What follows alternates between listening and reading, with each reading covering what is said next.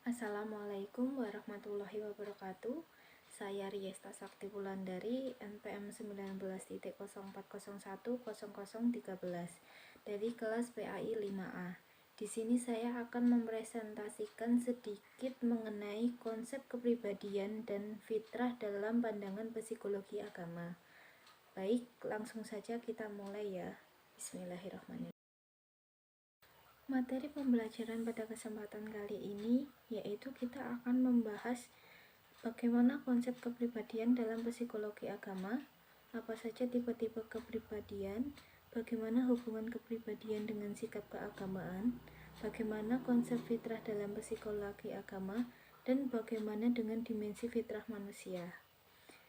Tidak usah berlama-lama, kita langsung mulai saja ya. Konsep kepribadian dalam psikologi agama. Kepribadian itu sendiri memiliki pengertian yaitu sesuatu yang memberikan tata tertib dan keharmonisan terhadap segala macam tingkah laku yang berbeda-beda yang dilakukan individu, yang di dalamnya termasuk usaha-usaha untuk menyesuaikan diri dengan keanekaragaman. Sedangkan psikologi yang dikembangkan dalam Islam, aksentuasinya menekankan pada aspek aksiologi, tidak akan terpisah antara ilmu dengan nilai agama yang melahirkan psikologi bernilai. Psikologi kepribadian Islam ini sendiri diyakini sebagai perilaku yang mencerminkan aktualisasi diri atau realisasi diri untuk membentuk kepribadian yang islami. Kepribadian islami itu sendiri yaitu akumulasi dari berbagai karakter dan sifat yang melekat pada diri individu yang terwujud pada perilaku sehari-hari yang mengarah pada nilai-nilai ajaran Islami. Dalam konsep kepribadian terdapat istilah-istilah yang sering dikenal, yaitu diantaranya yang pertama adalah mentality. Mentality yaitu situasi mental yang dihubungkan dengan kegiatan mental atau intelektual. Yang kedua personality, yaitu keseluruhan cara seorang individu bereaksi dan berinteraksi dengan individu lain. Yang ketiga, individuality adalah sifat khas seseorang yang menyebabkan seseorang mempunyai sifat berbeda dari orang lain. Dan yang terakhir atau yang keempat yaitu identity. Identity adalah sifat kedirian sebagai suatu kesatuan dari sifat-sifat mempertahankan dirinya terhadap sesuatu dari luar, atau unity and persistence of personality. Yang selanjutnya yaitu tipe-tipe kepribadian dalam diri manusia. Tipe-tipe kepribadian dalam diri manusia ini terbagi menjadi 3. Yang pertama adalah aspek biologis. Aspek biologis yang mempengaruhi tipe kepribadian seseorang ini didasarkan atas konstitusi tubuh dan bentuk tubuh yang dimiliki seseorang. Yang kedua adalah aspek sosiologis. Aspek sosiologis ini didasarkan kepada pandangan hidup dan kualitas sosial seseorang. Yang ketiga yaitu aspek psikologis. Menurut Profesor Heyman, beliau mengemukakan bahwa dalam diri manusia terdapat 3 unsur. Yang pertama yaitu emosionalitas, aktivitas, dan fungsi sekunder atau proses pemiring. Selanjutnya, menurut Carl Gustav, manusia terbagi menjadi 2, yaitu tipe ekstrovert atau orang yang terbuka dan banyak berhubungan dengan kehidupan nyata, atau tipe introvert, yaitu orang yang tertutup dan cenderung kepada berpikir dan merenung. Hubungan kepribadian dengan keagamaan.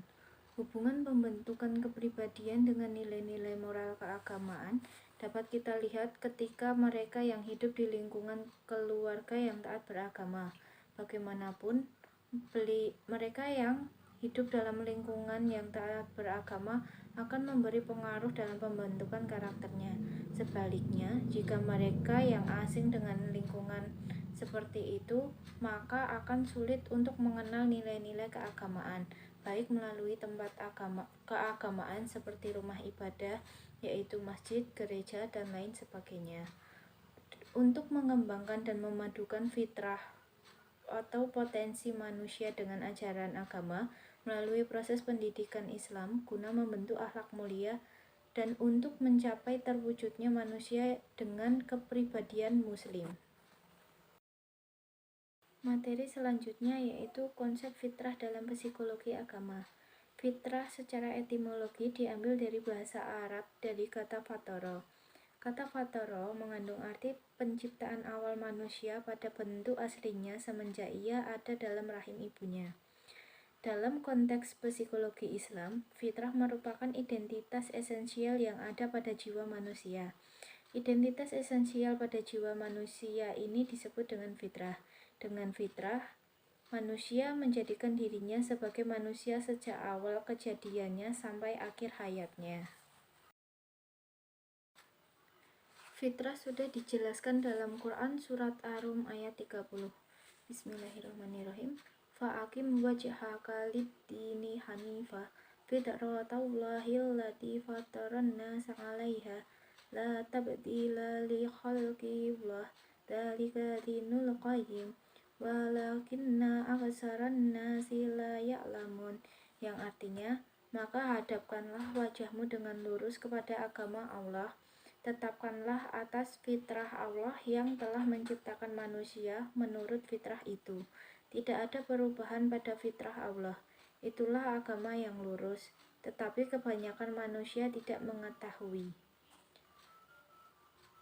Sebagaimana terdapat dalam Quran surat Ar-Rum ayat 30 di atas, bahwasanya manusia dilahirkan membawa naluri keimanan kepada Allah Subhanahu wa taala dan kesiapan menerima Islam dalam penciptaannya.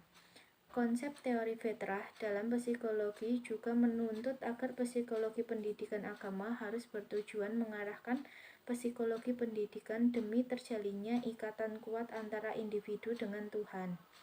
Sebagaimana telah dijelaskan sebelumnya bahwa teori fitrah dalam psikologi individu dekat dengan naluri. Selanjutnya yaitu dimensi fitrah. Dimensi fitrah terbagi menjadi 3 bagian, yaitu fitrah fisik yang disebut dengan fitrah jasmaniah, fitrah psikis yang disebut dengan fitrah rohaniah, dan fitrah psikofisik yang disebut dengan fitrah natsaniyah atau fitrah nafs. Fitrah jasmaniah adalah citra penciptaan fisik manusia. Fitrah ini merupakan aspek biologis yang dipersiapkan sebagai wadah dari fitrah rohani. Tingkah laku terwujudnya fitrah jasmani ini telah ditempati oleh fitrah rohani. Posisi ini terjadi pada manusia ketika berusia 4 bulan dalam kandungan. Dan pada saat yang sama, maka berkembanglah fitrah nafs. Fitrah rohaniah. Fitrah ini merupakan aspek psikis manusia.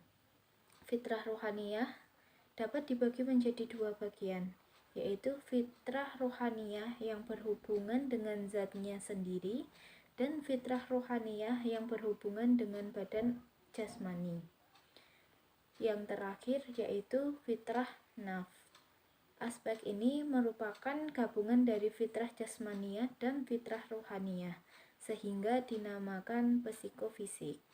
Fitrah ini memiliki 3 komponen pokok, yaitu kalbu, akal, nafsu, yang saling berinteraksi dan mewujudkan dalam bentuk kepribadian.